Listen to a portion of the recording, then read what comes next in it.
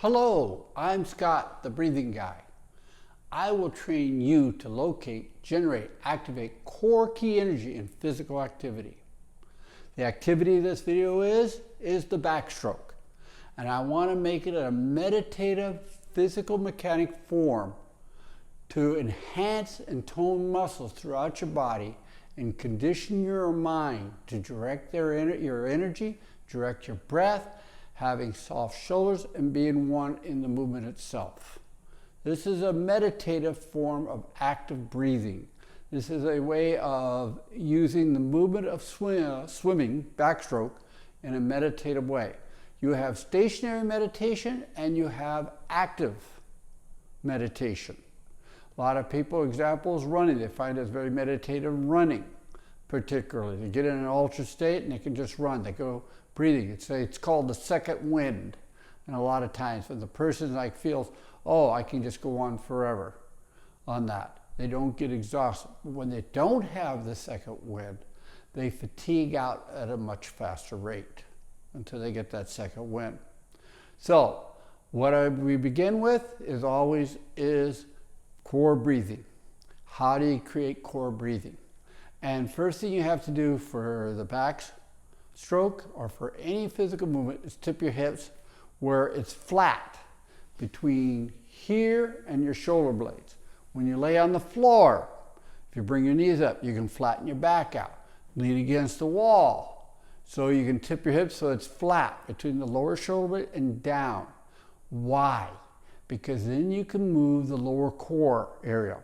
In my concepts, you have 3 chambers in the torso. The core has 2 chambers, lower core, upper core, and chest. Those are the 3, and people have to engage the lower core if they want to create the best performance. And tipping the hips slightly forward. Now, how do you use this breathing method? There's many other breathing methods, believe me, but this is basic. You push your belly button out to inhale and down at a 45-degree angle with your hips tilted. And as your stomach goes out, the glutes here come up. Pause, exhale, pull the belly button in, just let it clap, and then pull it in. But when you're pulling in, don't pull straight back. Pull it down and far, and these muscles right here go down.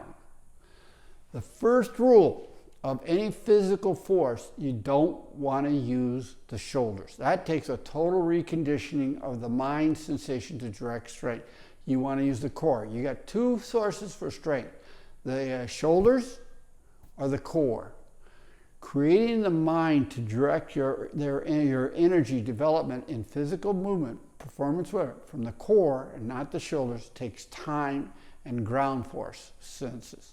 But for the backstroke, we're creating a meditative movement, so I got to give you the physical mechanics. So tip your hips. The breathing is inhale through the nose and exhale through the mouth like you're smoking a cigarette. Creating a 20-second exhale is one process. You can start off with 10, you build up to 20. There's no reason you cannot exhale. Laying in bed for 20 seconds and you build up to, you can do that in your swimming stroke. And it doesn't matter how fast. So we're doing everything slow so your mind can create imprints and you can direct your mind what creates the most natural backstroke possible, what doesn't strain you, what doesn't hurt you, and you get your source of core. You go slow to use this area as your main part and have soft shoulders, fluid shoulders. So that's the internal force. This is the way of engaging with the breath. Now, for the breath, there's 4 parts to breathing. In my form is inhale, it brings energy in, pause, exhale, releases energy, and pause, you're empty on that. Then you're ready to inhale, involve. Inhale is always when you're the weakest. Now, timing that process within the stroke itself is an awareness. It's a meditative awareness that you have to do. It will enhance your ability to go a long time, use the least energy, and have the greatest sensation. It's an experience. It's a meditative experience.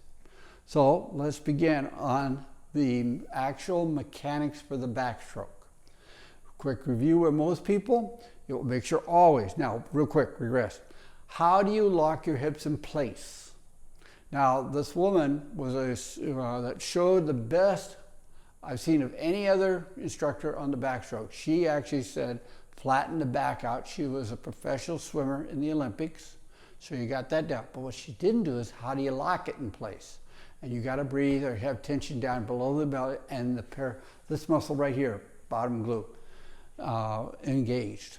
And the more you can engage this, the more softer the shoulders come. If you don't engage this muscle down here, when you try to move something or do anything physical with your hands, the shoulders are going to tighten up as the main force. And the core is the secondary force to different degrees. That's just the mechanics. This is all mechanical. Now, you inhale, push your belly button out. Don't put it straight out. Pull it at a slight angle. Pull up with the glutes. Pause. Squeeze the glutes tight. Now exhale slowly. And let it collapse. But once you get back to center, I call it center, now pull it in. As you're pulling it in, don't pull it straight back. Pull it slightly down. Your hips have to go a little forward, and these muscles here actually go down.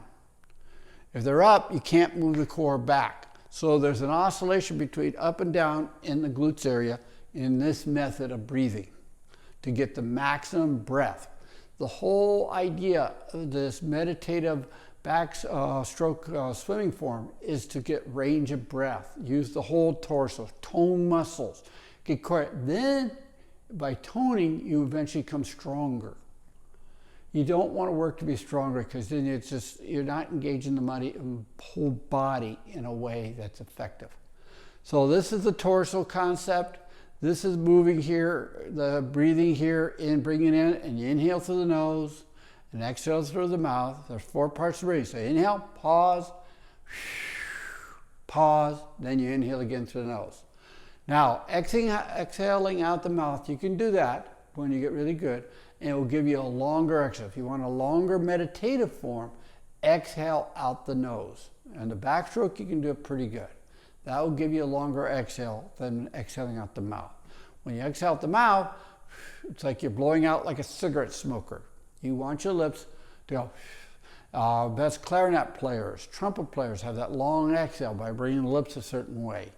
Don't try to just open your mouth up, you'll have a short breath. So how you shape your jaw, how you shape this area actually facilitates if you're going to exhale long or you're not going to exhale very far. It tightens up core muscles. Now, on the actual backswing mechanics, I have a different method. Let's review most people I've watched on YouTube. They do this. There's one person, you come back here, you come up around, you look at my hand, you come all the way back and here, and then you want to say go in, then you turn your hand and watch my elbow. Your elbow comes in, you're pushing straight back. That's one form. Now, the other form I like, on this one, if you want to use this, if you want to say hand movement, arm, you go back, turn, and the little finger enters first, top like this, get here, and then you form down. Now, all of them generally have their hands like this, and you watch basically the fingers open up a little bit, the thumb is apart, and how much water goes through creates less resistance. So you got a lot of effort, and you're actually not getting the full pull. Now, the first thing I want to change is the hands. How do you use your hands to make the greatest resistance, water resistance? And what you want to do is bring the fingers together, put your thumb behind this knuckle right here, and you press forward. The little finger squeezes against this finger, and then you bend your fingertip, which locks the whole hand in place. See, you do like this. So it's hand, and so that like locks. So you can push down, the hand's not going to spread apart. So when you're going through water like this, you can press on the thumb and the fingertips, your shoulders can come soft. The hands, the fingertips, should move the arm, should move the palm through the water. So your mind has to go here because the mind directs energy and consumes energy, but never produces energy. So core, tighten core, push through. Now, timing for breathing. Now, my goal is over time is where you have a 20-second exhale. That's the baseline. Now, you can go longer. But so you start at 10. So what I want you to do is basically you get to start from here and you go back like this. Pause. You're in totally into exhale. Pause. your hand, and when you go back, your hands are soft. These fingers here, the thumb, you just pull up, and instead of going back all the way, you go out to the side. And when you hear, right before you into the water, you inhale quick. Push the belly button up, let your nostrils come down, pause, and then you exhale. Pause, all the way around, inhale, exhale. To here, this is a pause. This is a pause action, not an inhale action. As soon as you get to here, you're going to hit the water. 2, if you notice, I'm not going all the way like this. When you do that, your shoulders are tipped. You're creating exercise. If you watch a lot of YouTube videos on the backstroke, when you do this, the spine, the shoulders tip sideways. The spine is not straight. But if you'd be natural, you're going right and go out a side. So you're literally going up, your hand turns, your little finger enters first, pause, and now when you pull, you squeeze the thumb and little finger like this down and the little finger, and you're actually got a greater distance between here and here, pulling your body forward than here. Because the shorter your knee elbow comes to your side, you're actually weaker. You don't have as much force. But this would start, you can engage your lats muscles and the torso. And it's like a blend. Now, this is finger ergonomics. Remember, the ring finger and little finger, these 2 fingers work the tricep. That's this muscle here to here. These fingers work the bicep. The only finger you really never want to engage in the swimming stroke or moving your hands is this finger right here. Do not ever tighten that up. You squeeze that up, it'll lock your arm up. So this is soft, but this finger and the thumb and pressing here, you can really push through. So you feel your fingertips, this finger here, the thumb pushing through the water when your elbow is bending, and the little finger itself working the tricep, works the lat muscles, pulling it down. 2, when you get down here, don't go all the way here. Go about here, and then you come up around. Inhale, exhale. Inhale real quick. Now, if you don't have that ability by pushing your stomach, which is toning the core muscles doing this, you can actually go out a little way. Now, inhale and down. But don't start to inhale. Give yourself a little pause, even here. Inhale as you're going in the water. And then pause, start pulling down here. Now exhale. 2, you can do 2 to 3 exhales on every stroke. You don't have to inhale on every stroke. So you can start here, total exhale. Inhale, pull. Pause, up and around. Pause. And on the 3rd stroke, then inhale. So you can actually pull up here, start inhaling here. When you land, squeeze the thumb, little finger, and pull the fingertip. Literally, like, see, you can almost see my fingertip pulling in, and when it gets soft here, when you get down here, when you're just have a slight tension so you can move faster. If you have your hands real tight, you can't move faster because you're activating your muscles. This is a real coordination of your hands to drive force. Number 1 rule, no shoulder tension. The more you breathe down here, the more fluid air. So when you get up to here, when you start beginning, pause, drop your shoulder, feel it, and then reaffirm the core, then push through. This is basic because you're trying to create a new imprint, a new feeling, experience, and using your hands to move the arms, using your hands to pull you through the backstroke without engaging these muscles up here. This will make you weak. If this is tight, you have a short breath. If this is fluid, soft, you can get your second wind and do 2, 3, even more strokes doing this. And please begin with slow and start feeling the fingertips moving. Don't go straight back. There's no need to go up here, and then as your hand straight, then pull across. You got greater distance. You're pulling harder, and with the hands like this, believe me, you're going to tone your muscles up better than any other way I can find on this. On the kicking, with your hips tiddling, you can actually kick better. As soon as you arch, it changes the foot power. With this, your kicking can be straighter, up and down where you're kicking. Don't try. Remember, in swimming, 20% is leg, 80% is upper body. That's where you get your moisture for. You want to kick enough where it neutralizes the legs' resistance in going forward if you can. If not, the whole body just pulls through. It's a toning exercise. It's an exercise to tone up and breathe. Get to exhale. The hardest thing you can do, I'm telling you, is exhaling. And you only can do it with soft shoulders and engaging the lower core. It's a new experience, a new sensation, and getting this down really well takes time.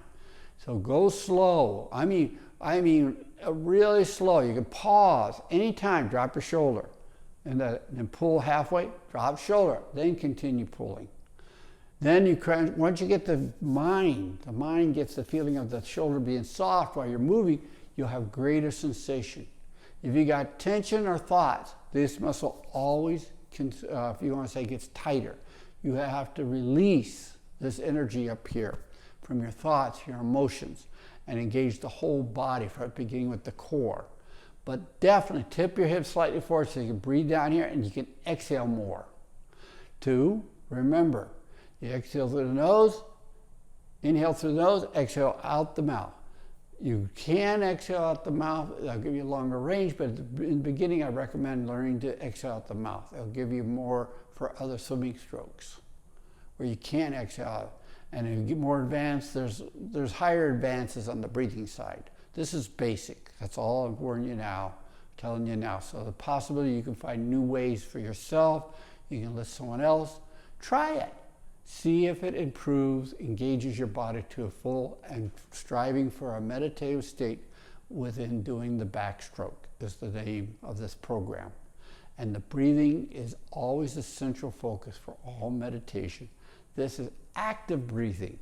You're actually physically involved in doing something from the core, using your breath, and having the hands move the arms, having the feet move the legs. That is this whole approach.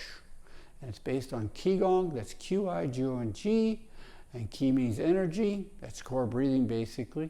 Gong means methods, ways of using energy within the physical movement of an exercise or like swimming. If you go to Qi Gong Masters on YouTube and you see, watch their hands, watch their feet, and watch their breathing. The hands, arms are conduit to the hands, legs are conduit to the feet. If you tighten your arms up, make weak hands, your shoulders will always tighten up. Making yourself flow from the core around is the idea here. It's an experience and it's very pleasant. It's meditative even. So this is Scott the Breathing Guy. I'm a trainer. This is what I train you on, movement, using the core and how the mind directs it